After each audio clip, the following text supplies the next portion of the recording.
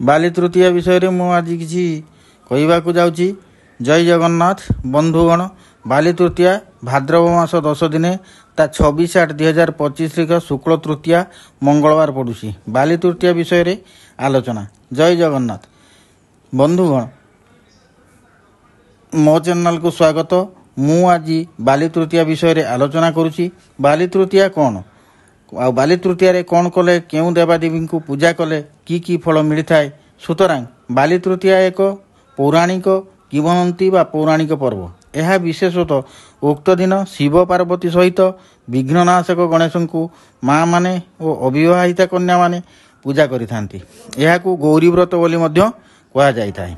उक्त दिन भोर गाधोई सारी शुभ मुहूर्त रे पुत्र सहित शिव और पार्वती पंचोपचार बा षोडशोपचार रे पूजा करा जाइଥାଏ। एही पुत्र प्रार्थी माने बा अविवाहिता कन्या माने विधिवत पूजा कले पुत्र प्राप्ति होइଥାଏ।